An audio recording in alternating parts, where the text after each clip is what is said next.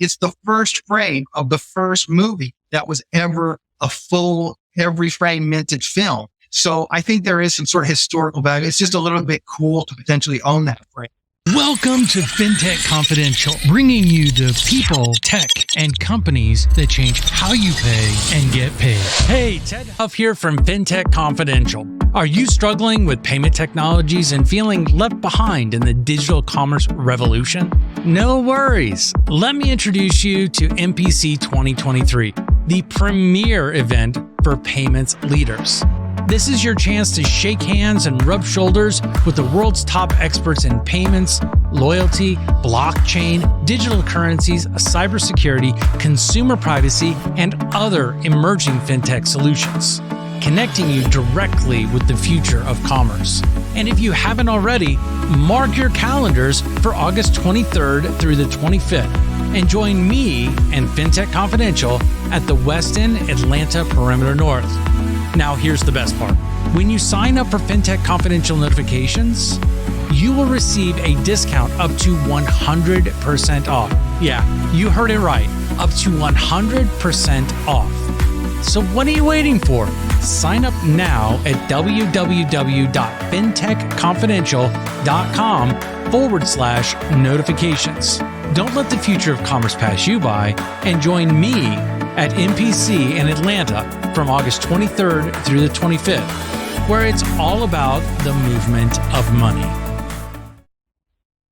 Ashley, welcome to the show. Ted, thanks for having me on. I really appreciate it.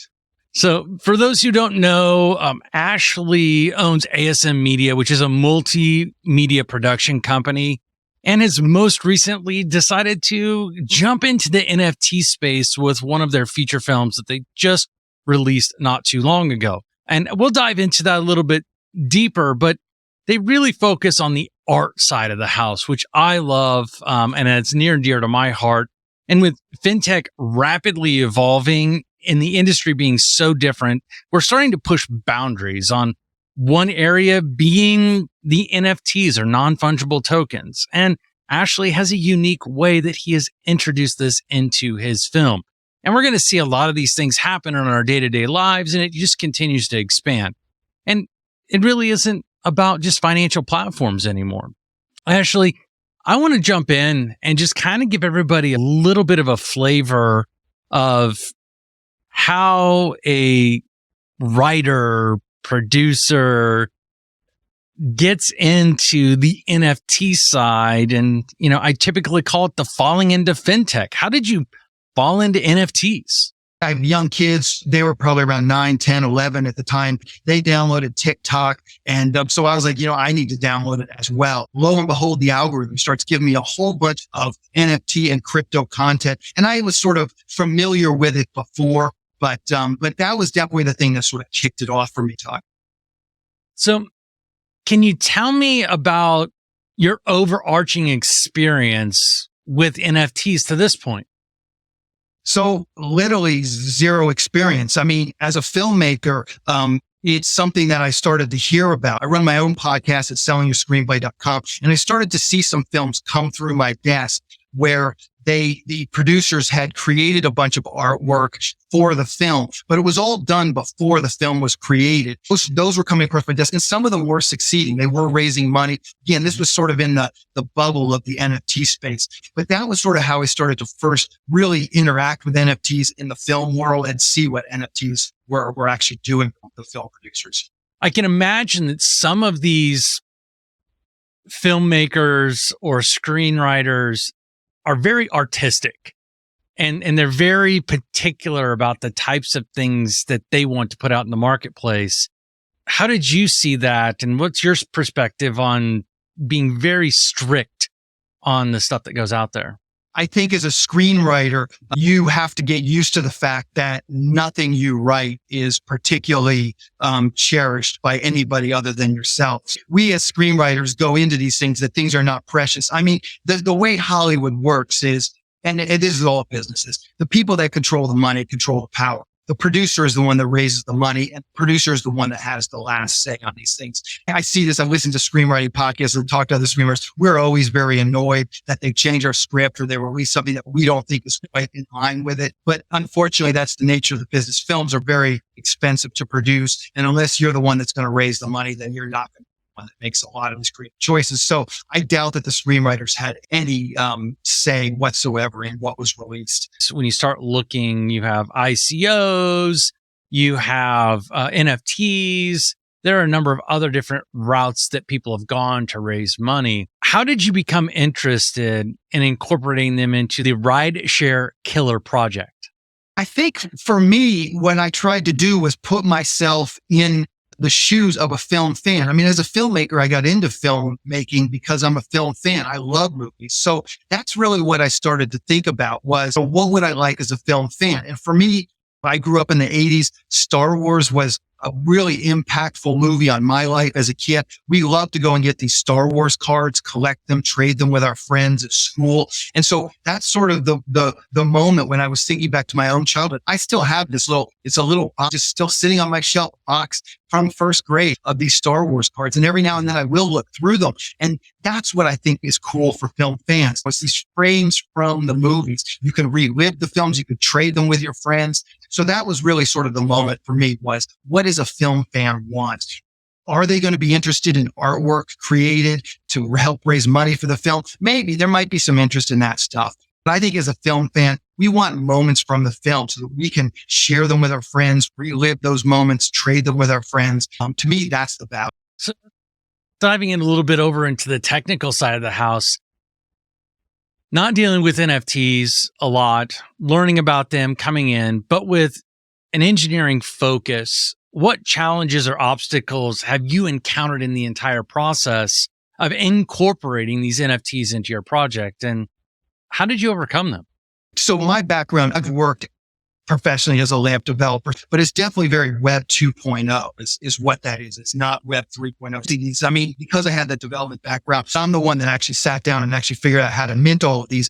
And one of the things I'll say as a Web 2 developer, you get these APIs from, let's say, Amazon, and they're very reliable and they're very consistent in the results that they produce. If you send them a bad command, they'll give you a proper error message. One of the things I found working with the blockchain was it doesn't quite work like this always available on-demand service. And I'll give you an example. We were minting most of these about a year ago. And so crypto was sort of coming down. The altcoins were really fluctuating up and down, mostly down. So we minted on Polygon.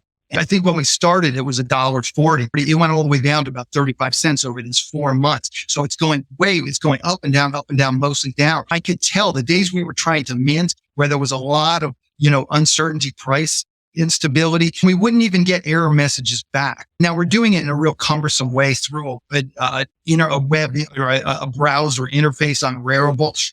But I could definitely tell there is still some sort of rough edges. As a developer, I think there's still a lot of rough edges with the Web3 that need to sort of be figured out. How do you develop something? I mean, it's not going to work if a restaurant is ready to bill somebody and the network is too slow. It's just for something to be really commercially viable, it needs to be really reliable. Those are some of the challenges I see for Web3 development.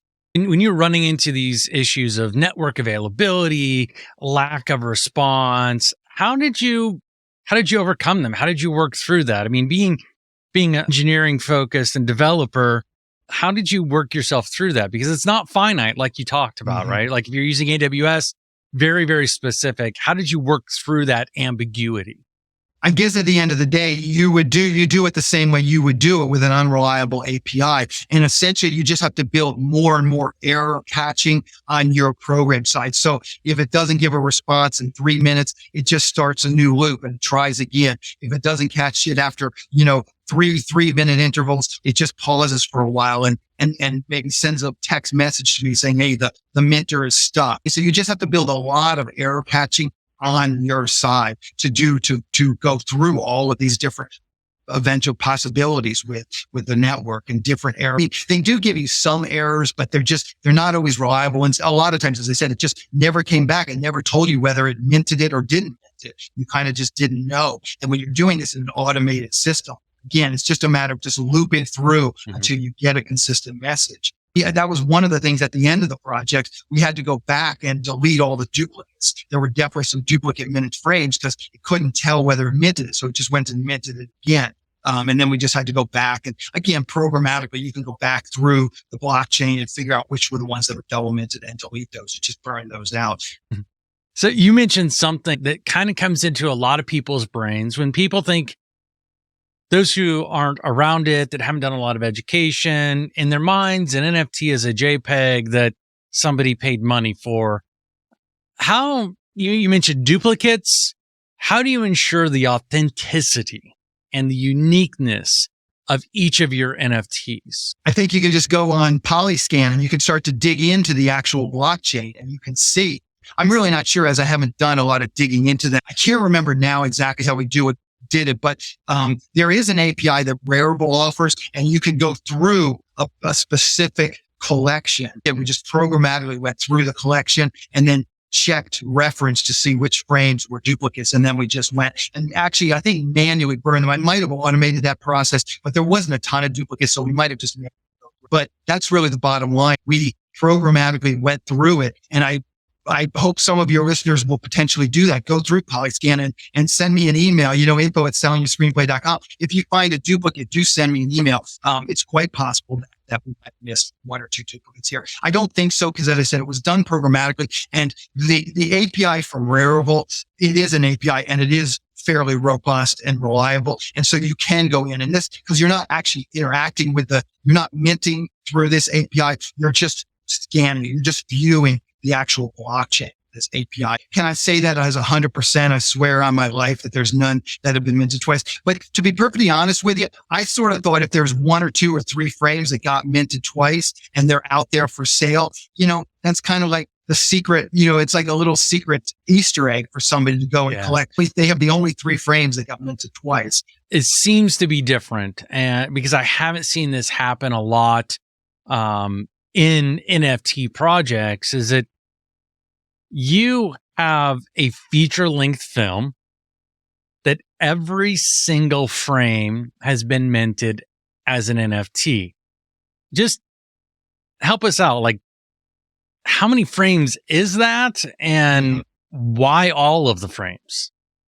So you can do some pretty quick math. A film is roughly 25 frames per second. So you're talking an 84-minute movie, which is The Rideshare Killer. It's literally 119,000, 171,000 frames. So just call it 120,000 frames. You talk about some of these Marvel movies, these Star Wars movies, 2 hours and 30 minutes. You're talking 200,000 frames or more of some of these things. Yeah. So it's a good number of frames. Now, again, so what was the second part of your question? Well, just that's a lot of frames, right? Mm-hmm. And like, what was the idea behind doing all of the frames and not just the really cool scenes or that one shot where you see the killer or that the trailer moments, I guess, is the way that I would describe it. Yeah. So I had a fella on my podcast that had minted a bunch of frames from his movie, a real artistic guy. And I think he had done about 20 frames. And I literally asked him, I said, well, why didn't you mint every frame? And this is a real artist. And so he had those sort of artist, reactions, which is some of the frames are blurry, some of the frames are out of focus, but some of the frames are too dark. But as I was listening to him talking, I sort of felt like, part of the ethos of crypto is let the fans decide. It's not top down. The director doesn't decide what are the frames that are going to be cool. The fans decide what are the frames going to be cool. So that's really part of the idea. We're going to mint every frame. Some of them may never sell. But the first frame of pretty much every movie is going to just be a black card. So literally that's what our first frame is. It's just a black card. And so I thought that was a little bit of, it's audacious, to mint this thing. Now, for our standpoint, it's the first frame of the first movie that was ever a full, every frame minted film. So I think there is some sort of historical value. It's just a little bit cool to potentially own that frame. But that's sort of the ethos of crypto is how I felt. Let the fans decide. It's what the fans think is cool. When you look at the fans deciding what is cool, what's not cool, what they like, what they don't like. In my mind, I go back and I remember watching the movie Blow when my wife and I were dating, and there's this scene where you can see the Grip's shadow in the background holding the microphone, and it's just short. I mean, it's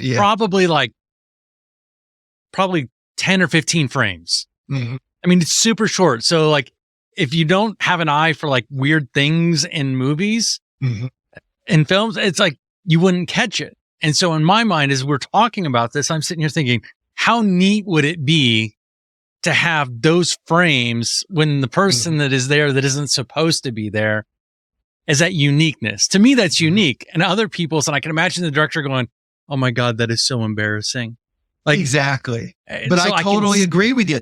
People would. And that's the thing is, if we look at these as digital trading cards, exactly what you're saying is, there's going to be some people that are into these little continuity errors, and they're going to go and they're going to collect a bunch of these frames and they're going to bring them to a party and they're going to have them on their phone and they're going to show, hey, you remember this movie? Oh yeah. Well, did you know it's got this little, the grip is in the back where the shadow of the grip, and they're going to show it things. And again, it's just a way of reliving the movie and sharing that movie experience with your friends. But absolutely, there's going to be a million ways. I had never thought of that as a potential collection, but absolutely, there'll be people that collect continuity errors. Oh, look, in this frame, her hair is like this, but then in the next frame, her hair is, combed the other direction, or, oh, she's wearing a jacket in this frame. And then 2 frames later, she's not wearing a jacket. Like those will be things that people definitely collect. They're just fun. They're fun ways of interacting with the movie, sharing it with your friends, showing them something, learning something new about it. Those are like the little Easter eggs. People that are real fans of a specific movie, they get into those little Easter eggs. Absolutely.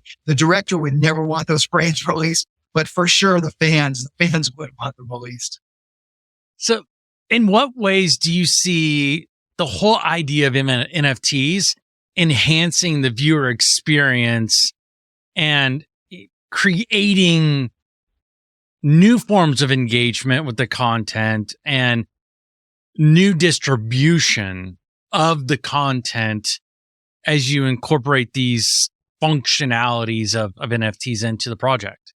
Hey, Ted Huff here from Fintech Confidential. Are you struggling with payment technologies and feeling left behind in the digital commerce revolution? No worries. Let me introduce you to MPC 2023, the premier event for payments leaders. This is your chance to shake hands and rub shoulders with the world's top experts in payments, loyalty, blockchain, digital currencies, cybersecurity, consumer privacy, and other emerging fintech solutions, connecting you directly with the future of commerce. And if you haven't already, mark your calendars for August 23rd through the 25th and join me and Fintech Confidential at the Westin Atlanta Perimeter North. Now, here's the best part.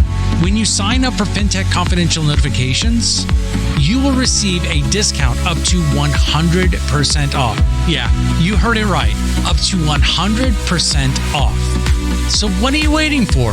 Sign up now at www.fintechconfidential.com/notifications. Don't let the future of commerce pass you by and join me at MPC in Atlanta from August 23rd through the 25th, where it's all about the movement of money. So I think the first one, and then we're starting to see this, and we did not do it with our film, just really for technical reasons where I'm still sort of learning about how all of this works. But I think the first thing people are going to do is if you own one of these NFTs, there would be some sort of a website you could go, you log in with your NFT, and then you can just view the movie. There'll be some sort of like distribution, get the NFT, and that essentially becomes your digital key to watching that movie. And obviously Disney or the Star Wars movie, the Marvel movies, they have huge fan bases. So there would be some utility in this. So I definitely see that as a potential piece going forward. There's also, as I was going through this, there's this whole issue of rights. What rights are you actually giving up with the NFT? I went to a conference down in LA and the Bored Ape Yacht Club kept coming up. It was mentioned often the way they release the rights to the owners of the NFT. So the person that owns that specific ape, at least my understanding was, they can then go out and actually try and exploit those rights and create an ad with their particular ape.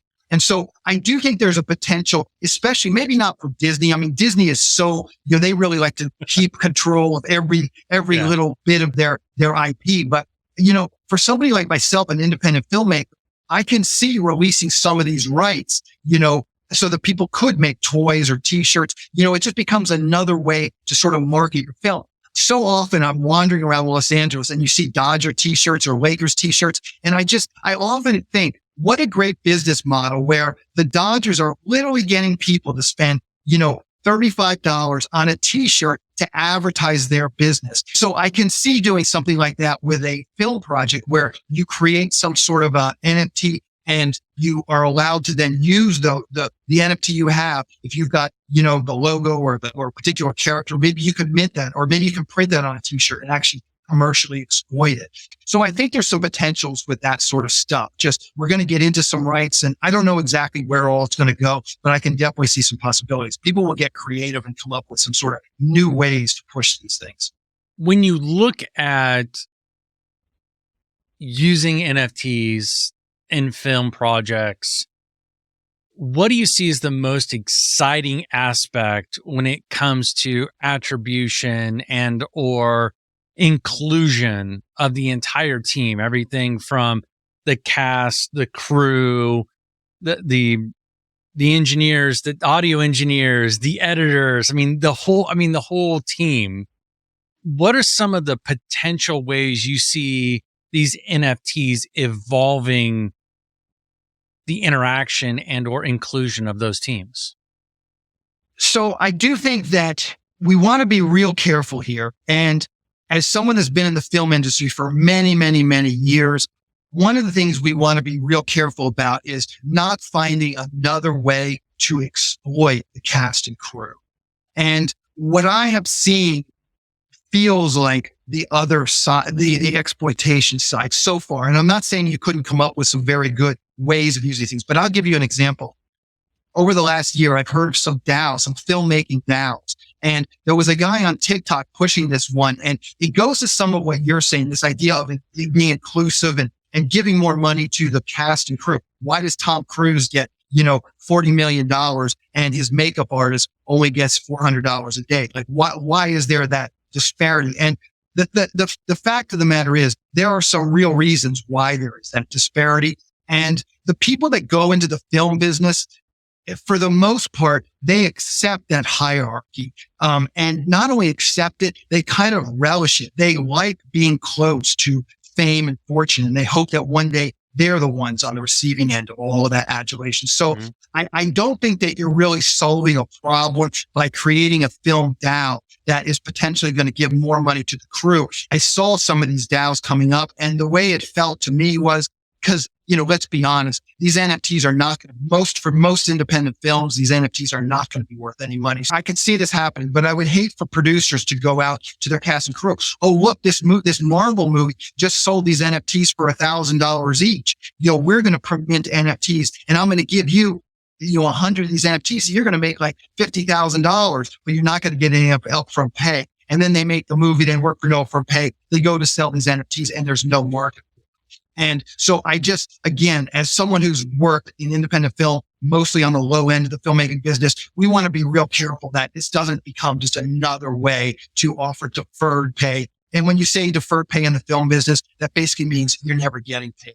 We just got to be really careful with how we offer these things. And cast and crew need to be really have their eyes wide open when a producer comes and offers them NFTs. I can tell you too, I went out to my cast and crew, and for the most part, I had one guy. I mean, the number of people that work on a film like this, you're probably talking, 50 people, 60 people. Mm-hmm. And I only had one person out of those 60 people that actually wanted the NFTs. I was willing to give them, I'm happy to give NFTs to the cast and crew, but only one person actually wanted them. So again, I think I could see it being useful, and I can see someone trying to create it now for the cast and crew. And if they're ethical and it could potentially work, but, just be real careful if you're on the receipt. Yeah. And I guess I'm looking at it from more of the perspective of the capabilities of of the blockchain that are tied into these NFTs and all the different things you could do, and maybe going a little bit beyond NFTs. And I typically do this a lot. So if I look at the NFTs, I see the NFTs being a subset of the bigger project. And if you were to have the entire film on chain, and then you have a smart contract that is aligned with that film that then ties to the NFTs that have their own smart contracts, and kind of looking to the waterfall similar. I mean, not getting outside of the hierarchy that you were talking about, but leveraging the technology to give an immutable acknowledgement and or financial waterfall throughout the whole teams. The Rideshare Killer may continue to be just a cult classic that, there's a handful of people that, and I shouldn't say handful, but there's comparatively to a Marvel movie, I guess it would be a handful, right? Mm-hmm. That are just diehard lovers of the movie. And then 10 years from now, it becomes one of those things that gets played like Rocky Horror Picture Show. And so now there's this whole thing that goes along with it. And how cool, and like this is me being the optimist side of it, right? How cool would it be that if something that these actors and actresses and the whole crew are like, I did this for the love of film, and now I'm getting taken care of, and I don't even have to worry about it because it's all in an immutable record. It's all there. So if it happens, I don't have to worry about ABC person cutting me out. I don't have to think about these things. So, I mean, I just rambled on there, but into my mind, I'm looking at these things as being a way to ensure you get paid, not to be a form of not getting paid or deferred funding. Yeah. And again, I want to just emphasize the fact that the problem with what you're proposing is that everybody in the film business is an optimist. We're all dreamers. That's why we got into the film business. So the problem is, I feel like people just, the producers will have a few shining examples that they will point to. And what it will actually do is it will make people think, oh, I got to take this deferred pay in case this is the next, big thing. And so they'll take less than they would normally take. And the reality is, like the Rideshare Killer, I'm not exaggerating here. There's probably at this point thousands of movies per year that are at the level of the Rideshare Killer. Most of them go absolutely nowhere. So I just feel like as dreamers, people will put too much emphasis in the potential of this thing as opposed to the reality that you really should take the money up front so you can buy, your lunch. But to your point, I don't disagree with you, is that if you set up something, there is that waterfall that can stream through. And exactly what you're talking about. I mean, if everything is sold with the NFTs, the whole financial distribution, the only way you can watch this movie is by buying an NFT, going to the website, logging in with the NFT. Then you know how many movies are sold. All the accounting is done for you. And precisely what you're saying is then you can create an actual model, and you can point to not just a shining, outlier. You could point to some more, hey, yeah, these people didn't get rich, but this movie was a modest hit and you didn't have to worry about it. And I absolutely agree with that point. We're just not there yet. And I can tell you, like, going through this project, like, I think in Rarible, like their smart contract, just technically, I was not up to the task of hiring a developer, writing my own smart contract and that sort of stuff. So I just used the Rarible standard one. I think they give you a couple of options. But it's going to take some more real digging in and really figuring these things out. And I think eventually it probably will be. You're probably right.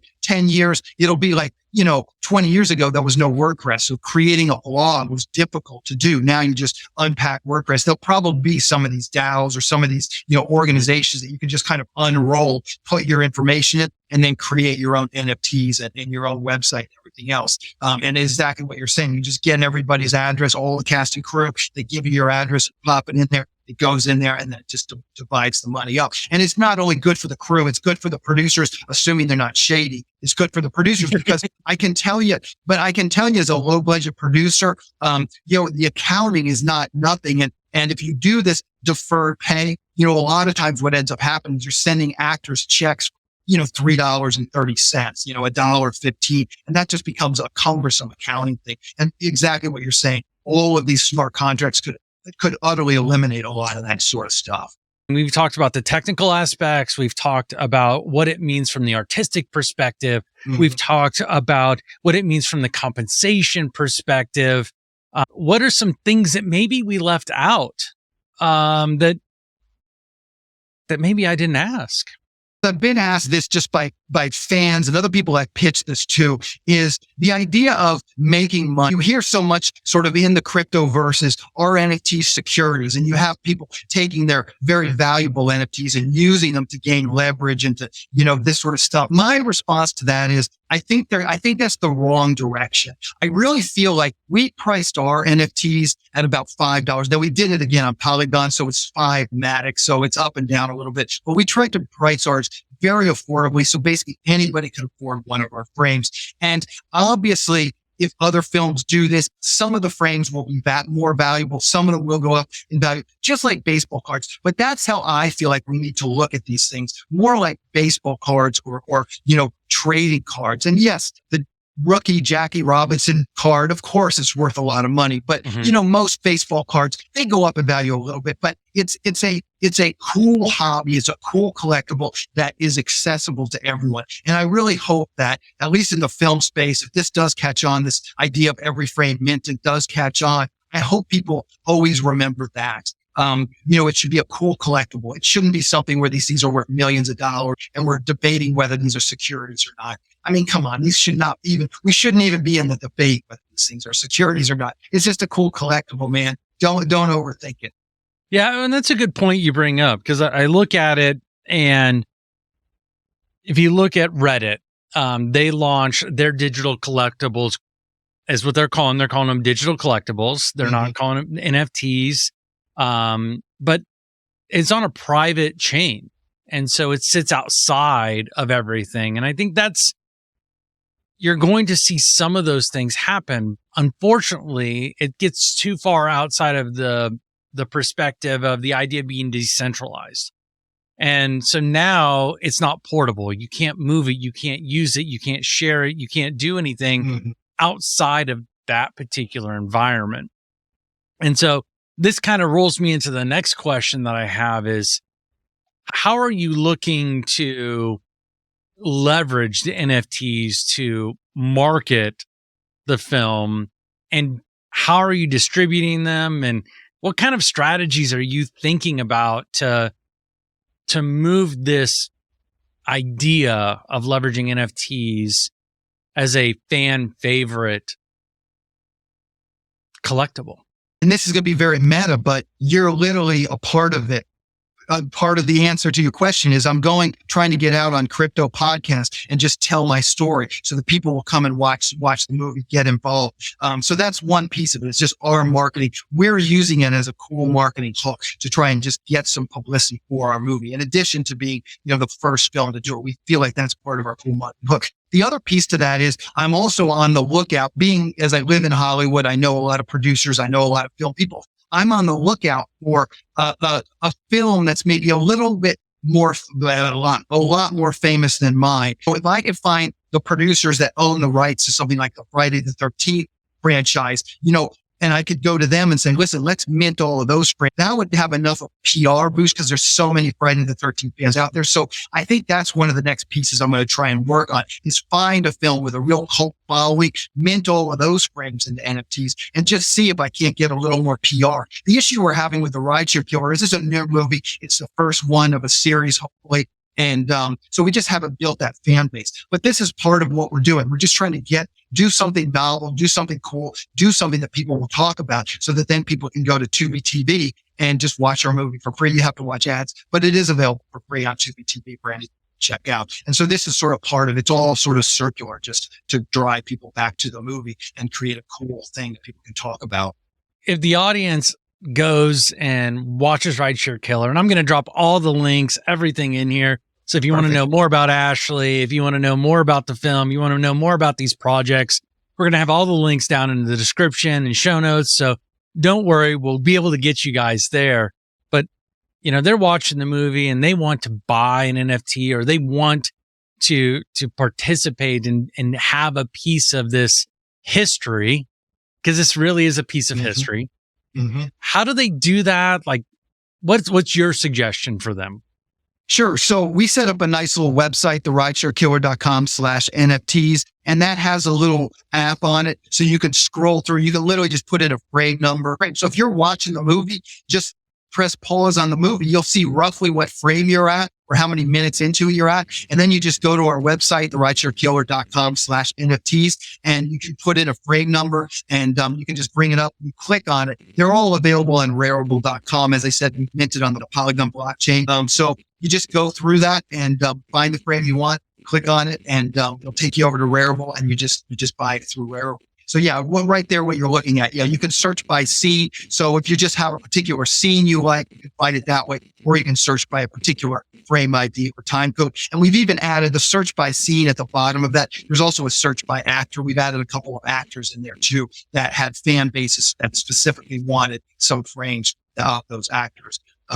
So that's probably the easiest way to do it, I'd say. Fantastic. Well, I appreciate, Ashley, you coming on. Is there any last sharing thoughts that you want to have for the audience? Yeah. So, I offer this to anybody listening. If you want a free frame from the movie, again, just go to that website, theridesharekiller.com/NFTs, and then we're happy to give out, let's say, the first 100 people that sign up for a frame. We'll give them the frame. And I think you mentioned you were going to create some sort of a sign up list, but we just need Polygon address and what frame you want. You can use that little tool on our website. All right. So we'll go ahead and we're actually going to create a way for you to tell us what frame, for you to share your address so that we can go ahead and get those over. If you submit and you happen to be the 101 first version of it, I'm sorry, but we'll let you know if that actually happens. And thanks again, Ashley. I appreciate all the time and diving into this with us today. Ted, I really appreciate it as well. Thank you for having me on and just being willing to listen to my story. I know it's a sort of a crazy project, and we're definitely trying to get word out there. So it's very much appreciated. I'm really liking to seeing how the financial technology space and other industries are starting to cross each other. And I saw this as being a really good way to share that with the audience. So perfect. I really do appreciate it. Support provided by MPC 2023, the premier event for payments leaders. It's your chance to shake hands and rub shoulders with the world's top experts in payments, loyalty, blockchain, digital currencies, cybersecurity, consumer privacy, and other emerging fintech solutions, connecting you directly with the future of commerce. Mark your calendars for August 23rd through the 25th and join me and Fintech Confidential at the Westin Atlanta Perimeter North. Now, here's the best part. When you sign up for Fintech Confidential notifications, you will receive a discount up to 100% off. Yeah, you heard it right. Up to 100% off. So what are you waiting for? Sign up now at www.fintechconfidential.com/notifications. Don't let the future of commerce pass you by and join me at MPC in Atlanta from August 23rd through the 25th, where it's all about the movement of money. This has been a production of Diamond D3 Media, with all rights reserved. This is provided for informational purposes only. It is not offered or intended to be used as legal, tax, investment, financial, or other advice. We strive to provide accurate and up-to-date information, but will not be responsible for any missing facts or inaccurate information. You comply and understand that you should use any of this information at your own risk. Cryptocurrencies are highly volatile financial assets, so research and make your own financial decisions.